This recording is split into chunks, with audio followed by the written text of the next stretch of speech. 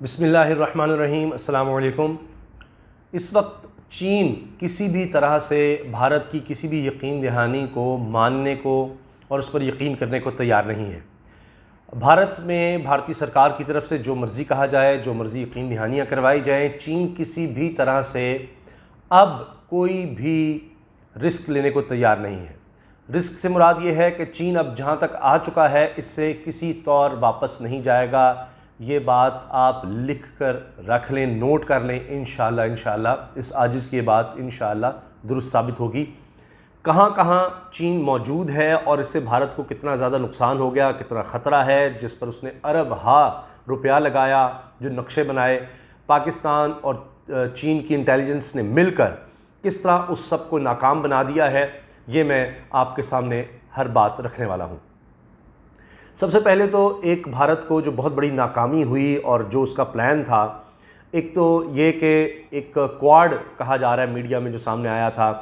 भारत ये दिखाना चाह रहा था ख़ास तौर पे अमेरिका को, फिर उसके बाद ऑस्ट्रेलिया से भी उसने माहदे किए। इससे पहले वो बरतानिया और फ्रांस से कर चुका है समंदरी हदूद के हवाले से, और जापान भी इसमें शामिल है। जापान की अपनी तो कोई फ़ौज नहीं है। जब से हिरोशिमा नागासाकी का वाक़या हुआ तो वहाँ पर भी अमेरिकी फ़ौज होती है। तो ये ममालिक हैं जिनमें ख़ास तौर पर अमेरिका, जापान, ऑस्ट्रेलिया और भारत, ये तो आपस में मिल चुके हैं। और जापान की तरफ से भी वाज़ेह तौर पर चीन के ख़िलाफ़ बातें की गई हैं। ऑस्ट्रेलिया में भी ढके छुपे लफ्ज़ों में अमेरिका तो खुलकर बात करता है। और ये सब ये कहते हैं कि जी ये जो समुद्री हदूद है हमने इसको मजबूत बनाना है, यहाँ चीन की प्रेजेंस नहीं होने देनी। और भारत भी ये कह चुका है कि जी सीपैक की वजह से, वन बेल्ट वन रोड की वजह से ये जी खित्ते में ख़तरा है समुद्री हदूद में भी, तो हम इसके ख़िलाफ़ इक़दाम करेंगे। ये सब एक फ़रेब था, एक झूठ था कि जी कोई और इलाके में ना आए। हालांकि यहाँ पर ख़ुद भारत जो दूर के लोग हैं, जिस तरह यूरोपीय ममालिक जिनका मैंने जिक्र किया, या अमेरिका सबसे आगे, उनको तो यहाँ पर आने दे रहा है अपनी समुद्री हदूद इस्तेमाल करने के लिए, लेकिन उसको पाकिस्तान और चीन नहीं भा रहे। क्यों? असल में भारत ने यह सोचा कि खित्ते के ममालिक से करीब होने की बजाय उसने एक गलत स्ट्रेटजी बनाई कि मैं बाहर के जो ममालिक हैं, जिस तरह अमेरिका है, उनको ये दिखा सकूं कि मैं आपका वफ़ादार पालतू हूं और आप मेरे ऊपर हाथ रखें, मैं हर तरह से आपकी मदद करूंगा, और चीन के ख़िलाफ़ आप मुझ पर हाथ रखें, देखिए फिर ये पालतू वफ़ादार क्या करता है। तो हुआ ये कि अभी एक बड़ी बात मैं आपको बता दूं कि अब ये जब सारा वाक़या हुआ और भारत जो कह रहा है कि जी मेरे 20 फ़ौजी मारे गए, 75 वो ख़ुद कह रहे हैं ज़ख्मी हैं, बहरहाल 100 से ज़्यादा शायद ज़ख्मी बताए जा रहे हैं। अब भारत ने कहा जी 10 जो हिरासत में थे चीन के, वो हमारे हवाले कर दिए गए हैं। चीन कह रहा है कि जब हमने गिरफ़्तार ही नहीं किए तो रिहाई का क्या मतलब है। गालिबन ये वो थे जो वहाँ से भाग गए थे जब ये इन्होंने अटैक किया, और फिर जवाबी चीन ने जवाब दिया इसका। तो उस पर ये रिपोर्ट्स पहले ही आ गई थी कि कुछ ने दरिया में छलांग लगाकर जान बचाने की कोशिश की, उसमें भी कई मारे गए। तो ये शायद वहाँ से भाग गए थे, लेफ्टिनेंट कर्नल, मेजर और दीगर लोग। तो ये अब वापस आए हैं, तो इनको ये दिखाया गया ये तो हिरासत में थे, हालांकि वहाँ से भाग गए। तो अब ये जो सारी गेम थी, इसके बाद अब ये मार खाने के बाद, इस शिकस्त के बाद, भारत के लिए जो सबसे बड़ा लम्हा फ़िक्री है वो ये है कि अमेरिका ने हाथ उठा दिया है। अमेरिका की स्टेटमेंट आ गई है और भारतीय अखबारात में भी लिख दी गई है। अमेरिका की तरफ से कह दिया गया है कि जी ये जो कुछ हो रहा है हमारा इससे कोई ताल्लुक़ नहीं, हम इसमें कोई सालसी नहीं करेंगे, यानी इस मामले में हम आएंगे ही नहीं। ये जो सारा गलवान का वाक़या है चीन और भारत के दरमियान, जी हम तो इसमें सालसी नहीं करेंगे।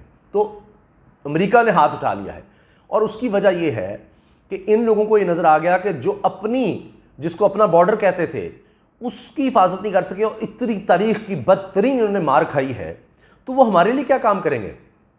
इनकी तो कोई ट्रेनिंग ही कुछ नहीं है, इनको तो पैसा देकर, सारे डॉलर्स देकर ढबोने की बात है, इन पर हाथ रखनी है तो शर्मिंदगी की बात है। ये तो किसी काबिल ही नहीं है फ़ौज, या ये हुकूमत, ये इंतहा पसंद, ये तो सिर्फ बदनामी है और तो कुछ भी नहीं। इसलिए वो अब हाथ उठा रहे हैं। और चीन इस चीज़ को इस तरह समझ गया था कि पाकिस्तान और चीन के पास इंटेलिजेंस रिपोर्ट्स थी, सारा कुछ चीज़ें मंजर-ए-आम पर आ गई थी, कुछ उनके बयानात थे गिलगित बल्तिस्तान के ख़िलाफ़, आज़ाद कश्मीर के ख़िलाफ़, कब्ज़ों की बात, नए नक्शे भारत ने तैयार किए थे जिसमें जो चीन के इलाके हैं वो भी उसने अपने नक्शों में दिखा दिया। अब उल्टा लेने के देने पड़ गए कि अब ये देखेंगे, नेपाल कह रहा है कि हमारे इलाके वापस करो, वो भी उसने अपने नक्शा नया बना दिया है, और भारत कहता है जो इलाके मेरे पास हैं वो उसने कहा ये तुम्हारे हैं। खैर, अब जो ये जो चाल चल रही थी मोदी सरकार के, पिछले 6 साल में 18 मुलाकातें की हैं उन्होंने चीन के सदर शी जिनपिंग से, वो इसी चक्कर में कि जी हम तो आपके साथ हैं, हम तो आगे चलेंगे, मुआहदे और ये और वो फलां। 18 मुलाकातें, शायद और किसी सरबराह से मोदी ने इतनी मुलाकातें नहीं की, लेकिन वो सिर्फ किस लिए थी? धोखा देने के लिए कि चीन के तो हम बड़ी करीब हैं, और बीच में ये नक्शे तैयार कर रहे थे।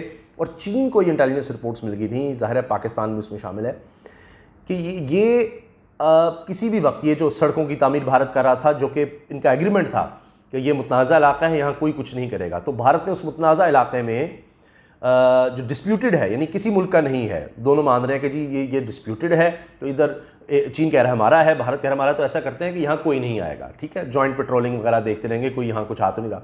भारत ने वहाँ पर सड़कें बनाना शुरू कर दी, तामीरात शुरू कर दी, ये सब कुछ। तो चीन को ख़तरा हो गया कि ये जो इलाके नए नक्शा बना रहा है, हमारे वो इलाके शामिल करना चाहता है, तो ये सड़कें और ये सारा कुछ बनाकर ही किसी भी वक्त वहाँ पर हमला कर सकता है, और पीछे वही जिनको अपने बड़ों को ये अश्योर कर रहा है कि जी इलाके का बदमाश आप मुझे बना दें, देखिए मैं क्या करता हूँ, उस पर चीन हरकत में आया। और अब मैं आपको बता दूं कि हालात इस वक्त ये हैं कि पेट्रोलिंग पोस्ट जो भारत की थी, पेट्रोलिंग पोस्ट 14, 16, 18 और 19, इस तक भारत की रसाई ख़त्म हो चुकी है।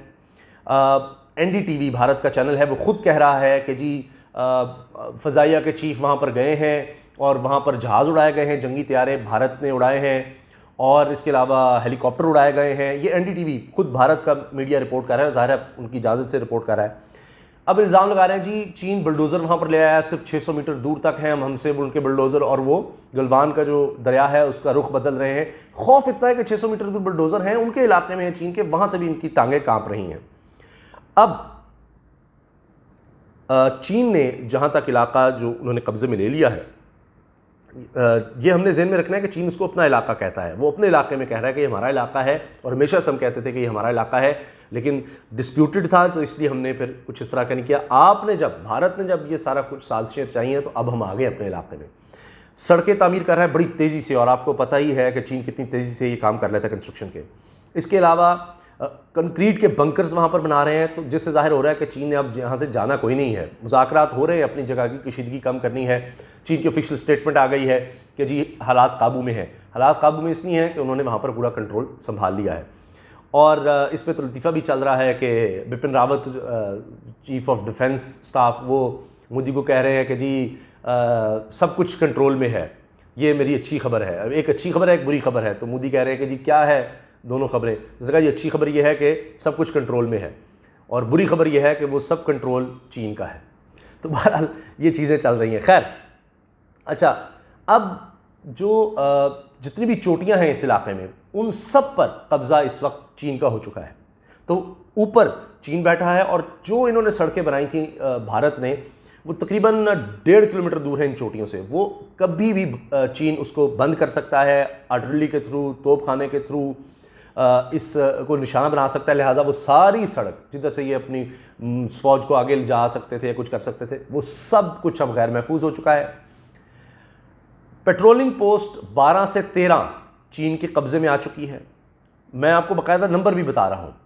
अच्छा, अब आर्टिलरी गन्स, तोपखाना, वो चीन ने पीछे नस्ब कर दिया है अपने इलाके में, जिससे वो इनको सपोर्ट दे सकता है, ना सपोर्ट दे सकता है। अब ये ऊपर बैठे हैं, तो यहाँ से वो उसको, भारत को आसानी से निशाना भी बना सकते हैं।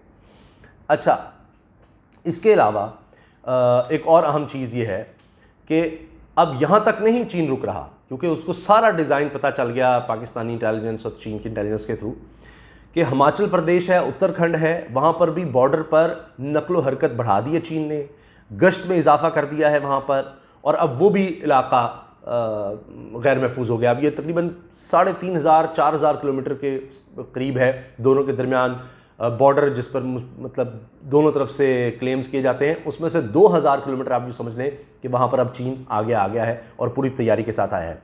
मशकों की वीडियो चीन पहले ही दिखा चुका है। अब ये उस बात का जवाब है जो अब भारत कर रहा है, जी जंगी जहाज़ उड़ा दिए हमने, हेलीकॉप्टर अपने दिखाने के लिए, ये सब कुछ। इनको ये नहीं पता कि ये बड़ी मार पड़ेगी इनको अब ज़्यादा, चूँकि मशकों में हर तरह की तैयारी, तमाम असलहा चीन ने उसमें इस्तेमाल किया अभी जो मशक़ें की हैं, और उसमें वीडियोज़ भी जारी कर दी हैं। उसमें एयर डिफेंस सिस्टम, रेडार्स थे, जैमर्स थे, जंगी तैयारे, रॉकेट फोर्स, यानी हर तरह का असलहा चीन ने उसमें इस्तेमाल कर लिया। उनकी तैयारी पूरी है और ख़ासतौर पर इस इलाके के हवाले से। अब भारत में ये सोचा जा रहा है जो इस इलाके का कमांडर था, जो मुज़ाकरात भी कर रहा है और मुज़ाकरात उस इलाके में जाकर किए हैं जो भारत कहता है हमारा इलाका है और अब चीन के कब्ज़े में है, तो अब भी मुज़ाकरात कर रहे हैं कि जी किसी तरह से हम वापस चले जाएं। लेकिन चीन जहाँ तक आ गया है, तो मैंने आपको बता दिया, बंकर्स की तामीर, सड़कों की तामीर, पीछे तोपखाना, ये सब वाज़े कर रहा है कि अब चीन यहाँ से किसी सूरत वापस नहीं जाएगा और अब भारत के किसी धोखे में चीन आने वाला नहीं है। ये सारा प्लान, पीछे कौन है, क्या करने जा रहा है, ये सब पाकिस्तान की इंटेलिजेंस, चीन की इंटेलिजेंस ने एक्सपोज कर दिया। और अब भारत की किसी यकीन दहानी पर चीन नहीं मान रहा, बल्कि वो पहले चुप रहता था कि अच्छा ये इससे क्या फ़र्क पड़ता है, कोई बहुत ज़्यादा नहीं बयान देते थे, उनका एक अपना स्टाइल है। ताकि उन्होंने अभी तक नहीं बताया कि चीन का कोई नुकसान हुआ है, नहीं हुआ, क्या हुआ है। तो अब उन्होंने जब भारत ने कहा जी 10 रिहा कर दिए, तो चीन कह रहा है कि जी हमने गिरफ्तारी नहीं रिहा कहा, तो ये झूठ और ये फ़रेब देना बंद करें। तो चीन किसी तरह से पीछे नहीं हट रहा, उसको वो देख रहा है कि तो झूठ और धोखेबाज है। अब भारत क्या कह रहा है कि जी हम SOPs बदल रहे हैं, एंगेजमेंट के रूल्स बदलने का सोच रहा है भारत। ये कुछ जैसे धमकाना चाह रहा है कि पहले यहाँ पर असलहा नहीं हो सकता था फौजियों के पास, इसलिए आपने देखा कि डंडों से ये लड़ाई हुई जिसमें भारत का इतना नुकसान हो गया, डंडों और घूंसों और लातों से। तो अब अगर वो बदलते हैं और असलहे की इजाज़त देते हैं अपने फ़ौजियों को भारत, तो फिर चीन तो आपको पता है फिर आगे पहले ही तैयार है, वो भी असलहा दे देगा। तो ये समझते हैं कि अच्छा ये हम असलहा दे देंगे तो हमारा इतना नुकसान नहीं होगा, इससे ज़्यादा होगा। अभी तो सिर्फ ये दर्जनों मारे गए हैं और सैकड़ों ज़ख्मी हैं कि जी डंडे और घूंसे और लातें ये थीं। जब असलहा आ गया तो फिर आप सोचेंगे क्या होगा। तो भारत हमेशा से डिफेंसिव पोजीशन में रहता है चीन के ख़िलाफ़, और उसकी वजह यह है कि पहले भी इसने बड़ी मार खाई है। और अब उसका जो ख्याल था कि 1950 के बाद से जिसको वो कहता है कि जी 1950 से पहले हमारे पास इलाके थे, अब हम दोबारा चीन से छीन लेंगे, तो वो अब ऐसा कोई प्लान उसका बनता नज़र नहीं आ रहा।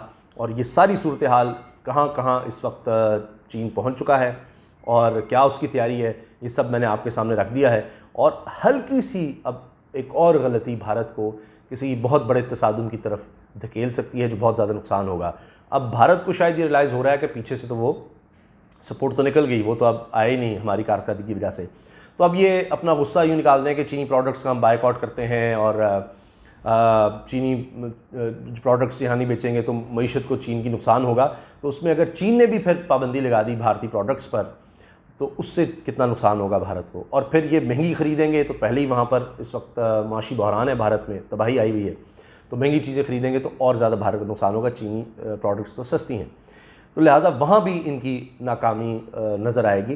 तो इस वक्त भारत बुरी तरह से फंस चुका है और उनको लग रहा है कि शायद वो किसी एक जर्नैल की कुर्बानी देंगे, कि आपस में बहस हो रही है कि जी वज़ीर दिफा को हटाना है, आर्मी चीफ़ को हटाना है, जो यहाँ पर इस कोर का इंचार्ज था जनरल, उसको हटाना है। ये बातें हो रही हैं कि क्या हुआ, पता ही नहीं लगा, ये कैसे हो गया सारा कुछ, और हमने तो बड़ी सीक्रेट रखा हुआ था, ये सारे भेद या सब कुछ किस तरह पता चल गया।